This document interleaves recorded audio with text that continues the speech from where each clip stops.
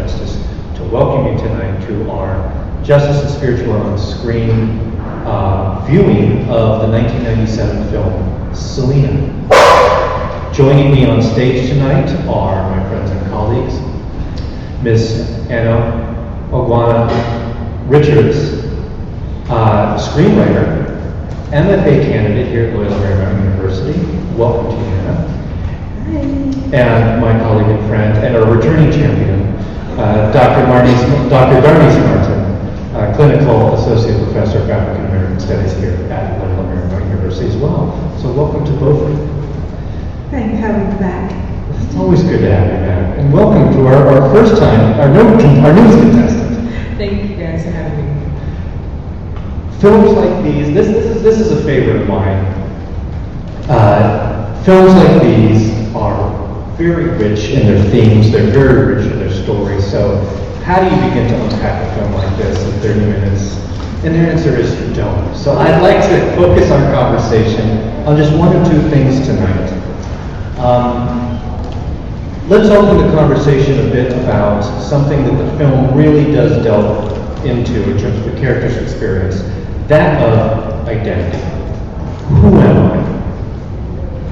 Softball question, right? That's pretty easy. So let me begin with this, and we'll start with you, Anna, and we'll go to you, Darnise. Is just from your own experience, your own interpretation, how might you interpret identity? Yeah, so identity is a thick question, honestly. I think you're questioning a lot of things as you're growing up and figuring out your identity. I know for me, I'm Nigerian, but I was born in London and now I live in America. So trying to understand historically my identity and who you're trying to pay homage to, I'm Nigerian, the motherland, that's what you're thinking about, but then you want to also pay homage to your geographical context. I lived in America for a really long time. I also pay respect to this country that, I pick up the lingo, I understand what I'm around. And so when you think about identity, I think it's a very internal question that as you're growing, you're consistently this is who I feel the most connected to. And I think that it just changes as you grow up and as you blossom. And I think within this story, you see Selena trying to understand paying homage to her Mexican roots, also paying homage to America, and trying to it's not who do I give more respect to, but what's race exactly. And I think she does a great job of just showing that through her life. Well, I'll jump in. It is thick, right? And it's in flux. I think is what you're getting at when you say as you're growing, and it continues to shift over a lifetime. And so often when I'm talking to people and I say that, well, who are you? And the first thing we tend to want to do is define ourselves by our roles. Where we work, where we go to school, or all of the things that we do on the surface. But, often I say to people, no, I don't mean any of that. Who are you really? Suppose you don't have any of those roles. Who remains? And that usually takes people much deeper. It's a deeper concept of being. And we have this thing called, well, many of you will get there, a midlife crisis, right? When you get to midlife, oftentimes people struggle because they've been caught up in roles for so long, and then it kind of hits a wall because those things start to not function the way they always did. So coming of age, it's coming of age, we recognize a quinceañera, a sweet 16, people turn 21, people graduate from college. There are these markers of time, role, identity, but actually it never really stops. It never really, we never stop asking that question, who am I? Because we're continually growing, hopefully. If someone tries to have a simplistic answer, we probably look at them and say, are you doing this human thing, this human project? Because it requires more of us. It requires growth. And therefore, who I am today and who I am next year should be at least a little bit different. Darnise, as a follow-up to that, we don't do that in a vacuum as well, do we? One of the things in the film is you'll notice in the story tonight is her relationship with the main character, Selena's relationship with her family, and the importance of family for her character and the development of her identity in the story. How do we see family, or however we define a familial circle of friends, loved ones, associates? What role does that play, do you think, in shaping who we are? Our family relations and identity? Oh, right out of the womb, we find ourselves in somebody's community, right? Usually our blood relatives, and then people have a set of expectations for us right out of the womb. People have been hoping for your birth, right? And so here you are.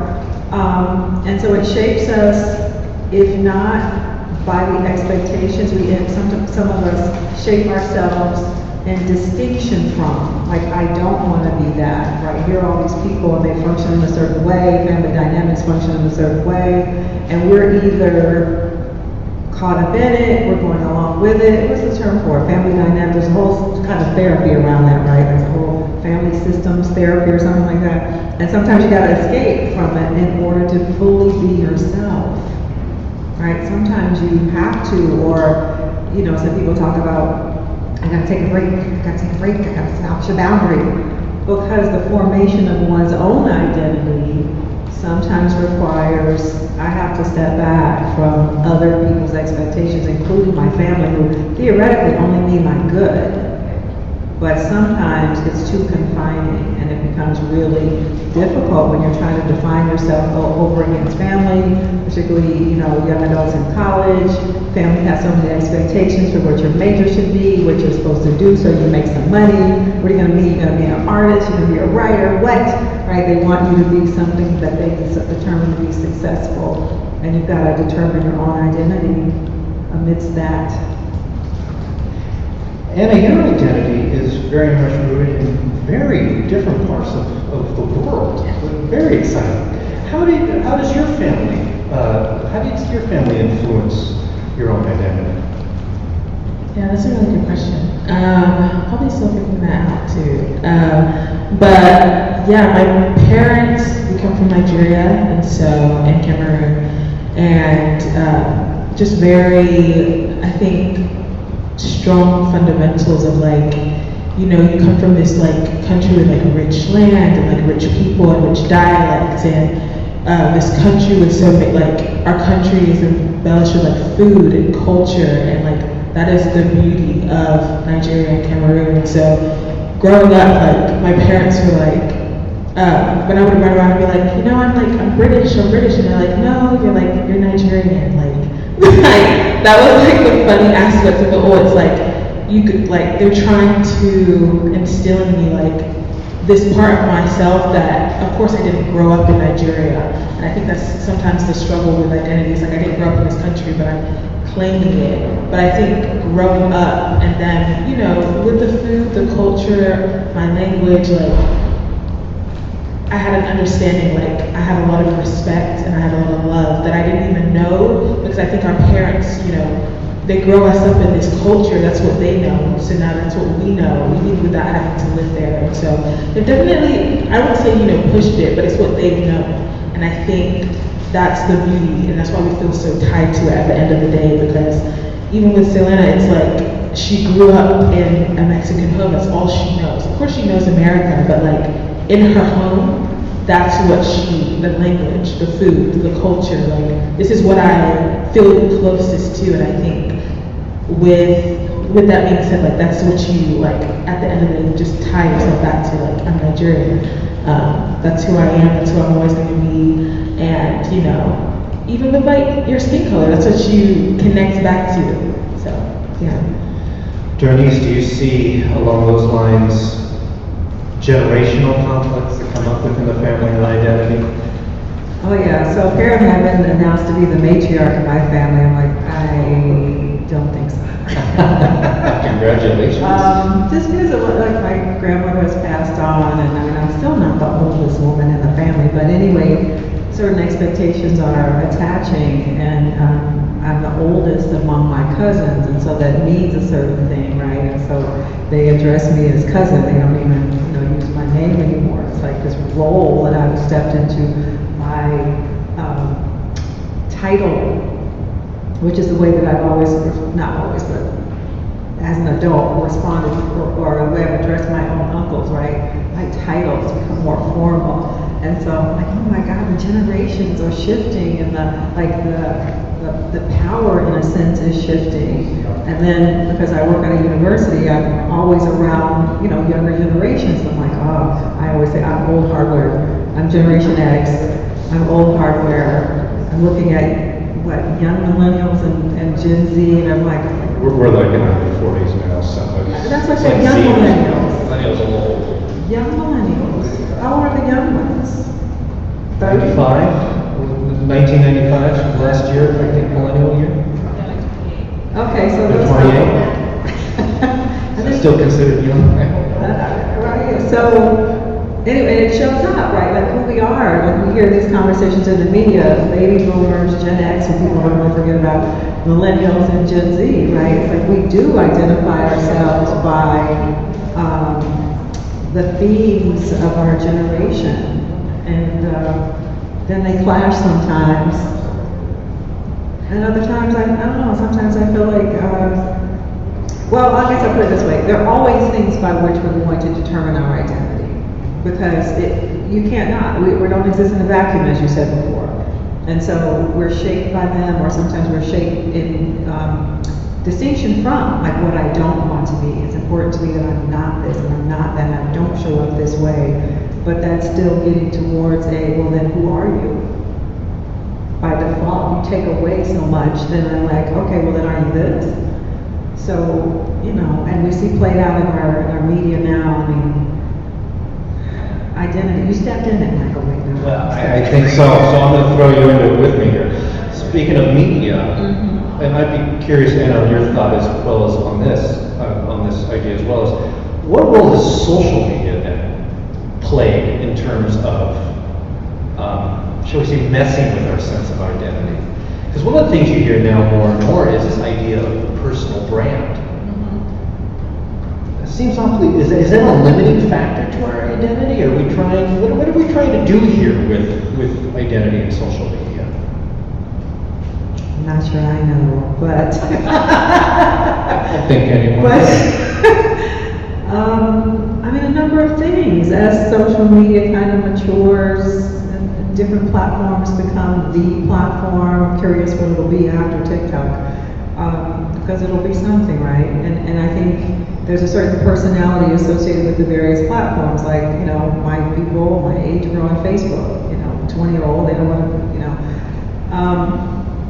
but speaking of a personal brand, I mean, I have one myself, right, that I've cultivated in the online world. And it's like you have to have it in the world today. It's like you have to have it, and if you don't, I hate to say, I don't know, it's very weird because it's almost like you end up saying, well, you're nobody if you don't exist online. Do you see your personal brand as your full identity, as a part of your identity, or as different from your identity? Definitely not my entire identity.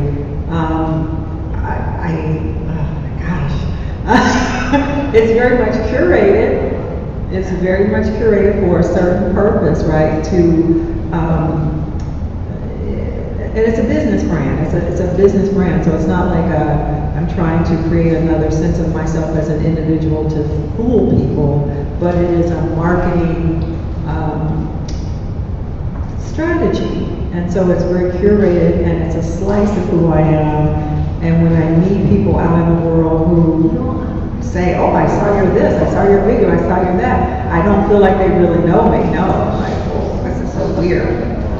It's definitely like an elevator pitch. A personal brand is like 30 seconds of knowing who that person is. You're not going to know the entirety of a human through a personal brand. Even on social media, like bios, maybe like the 3 main things that you need to know about us, and that's that. And then you'll see our page, and it's like things that we like and we enjoy and that we like filter out there. But your personal brand, like, we're putting tiny things out there to invite people in. that's really all we're doing. And it doesn't say that this is the scope of the human that I am. But I think social media definitely pushes us to be like, say 3 things about yourself, so that people can come in and be like, oh, I want to get to know this person. And I think whether it's music, whether it's entertainment, you need to solidify like what exactly am I going into sometimes, and that's what we're pushed into.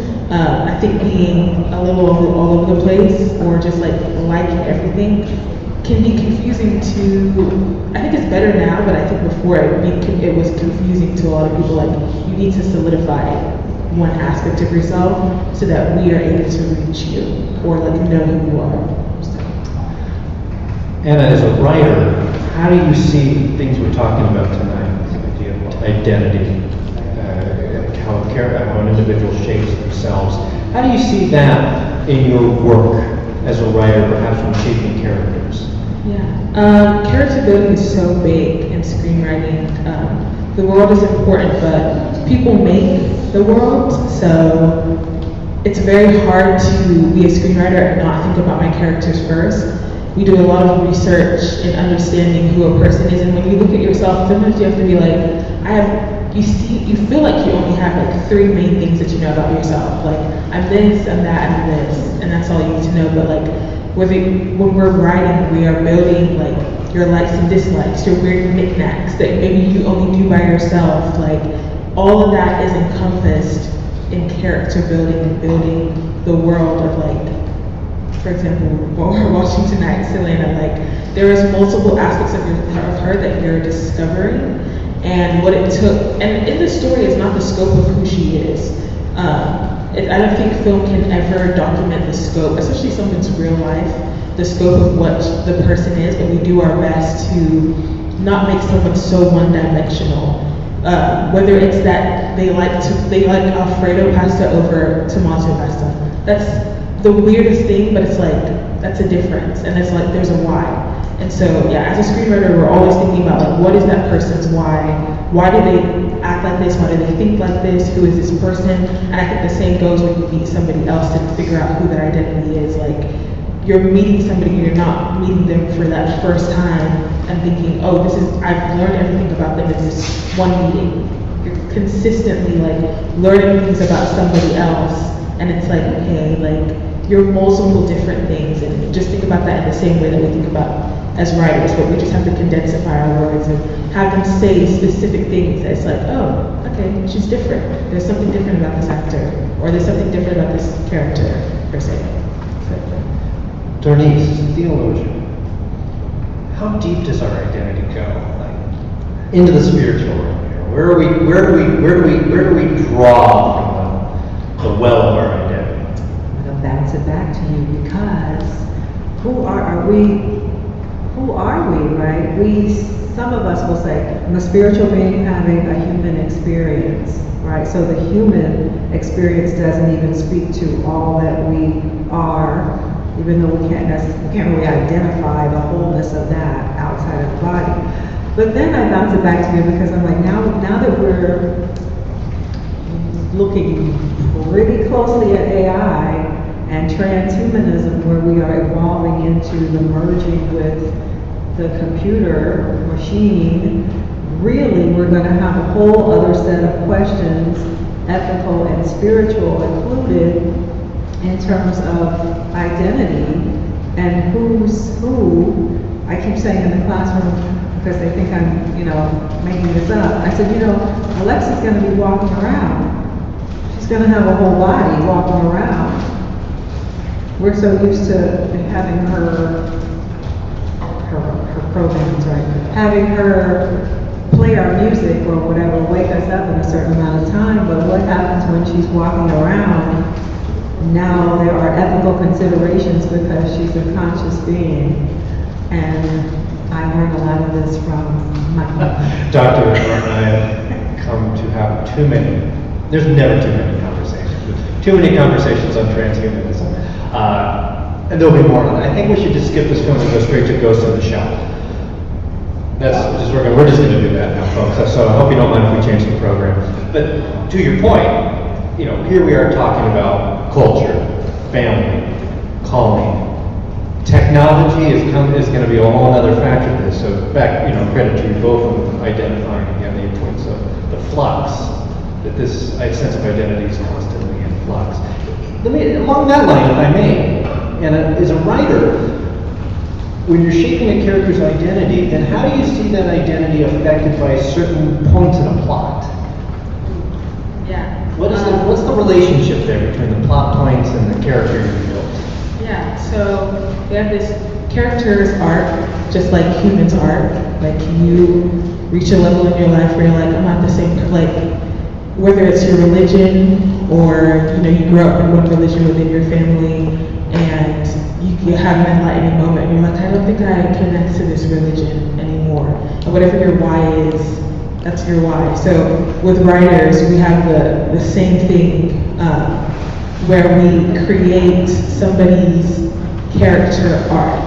They need an inciting incident. They need something that pushes them to, like they have to ask themselves a dramatic question in their life where it's like, why do I not identify with this religion like I used to when I was growing up? And that drives the plot. That can be the entire plot, for example, and that can jolt us into the third act, the second act, where it's like, now we're trying to figure out this, where is she going, or where is he going in this? Like, is he gonna become an atheist? Is he gonna become a does he want to be a Catholic? Does he want to, whatever religion that the person wants to go through, so that it drives us into our third act, which is then like, okay, now they've settled. This is the character, this is who they are, and however you think about them going forward, that's how you think about them to the audience. But, I think human life and the characters, like a writer's always mentally thinking about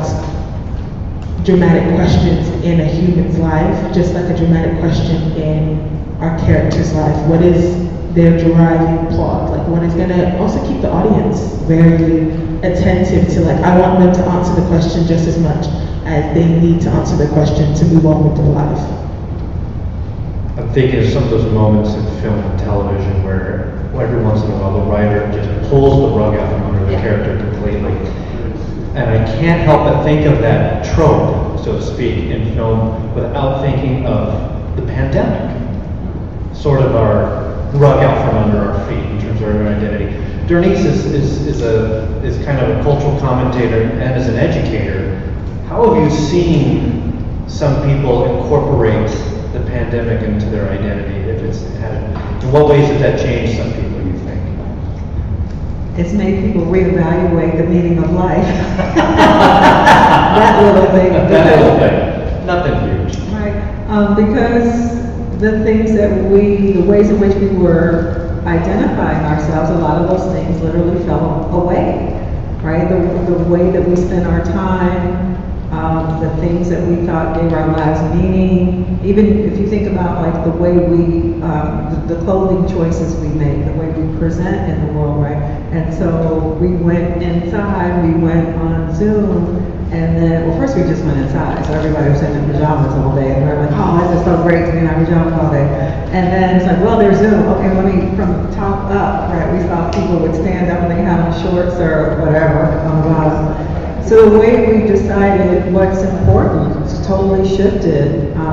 We see like things like the Great Resignation, and just huge changes in the way that we live, the way we think about what's important, and we're still in that, right? We're still going through trying to sort out what's important individually, socially, nationally, globally, because we certainly haven't figured it out, but we are taking a look at what's really important here.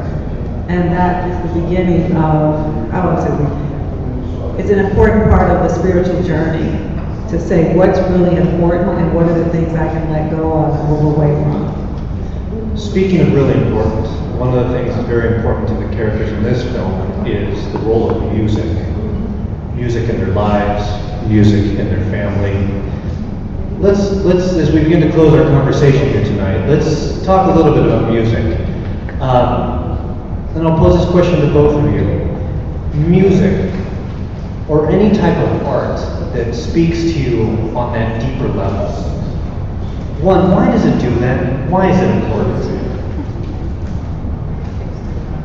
What's happening there? Well, you know what? It's interesting you say that. Well, there's an artist who I have come to rather late, a British artist, Lewis Taylor, if you happen to know who he is. Do you? Right? And he released an album after many, many years of being sort of out of the public eye on purpose. He wanted to be out of the public eye in terms of his own identity. He didn't want to be a star. Anyway, he released an album called Numb, N-U-M-B, Numb. And it just so resonates. And it's about, again, a lot of his music is about going through relationships and what happens to you going through various stages of a relationship. In his case, it seems to be a lot of falling in love with somebody who doesn't love you back, or breaking up, and then who are you? And so I think, lyrics combined with what music itself does transports us somewhere. And it can be a nostalgic experience, it could be a situational context like a breakup, it could be a very happy, joyous thing that happened. It just has the capacity to shift our state, right? Really in amazing ways. And so, thank God for the artists. Yeah. Literally. I think for me, I think about music very historically. I think about especially Nigerian music, and my tribe is Yoruba, so I think about when I listen to music, just because every tribe has a very different way. Yoruba people are very big on drums, and so Igbo people might have more whistle tone type of sound to their music. And just for me, when I think about it, I think it's soothing. I think that people used it to pass time by, but they also used it as, like you were saying, celebration and joy. And I think when we think about music, and when we think about artists who decide to make music, it's they're not just using it to, yes, they're using it as time to pass by, but also they found joy in creating sounds, essentially from their voice or from whatever instrument. And I think, when I listen to Nigerian music, I just feel a sense of calm. You also feel connected. It makes you feel man, this person also looks like me. They may have my experiences. They may grow up in the same culture as me. And it's you're what was this person thinking about when they were creating that song? And I think that sense of I think that's where it becomes very spiritual music, because it's wow, I feel we're the same person, and you're somehow in my mind about the things that I'm thinking about, but you're going through the same experiences. And I think that culture just heightens music too, and you can just connect to it that way. So that's nothing really much better than that. I mean, that really is, you're hitting the nail on the head. That is the source of so much of our identity, is how we connect with things we create as artists, and especially musicians.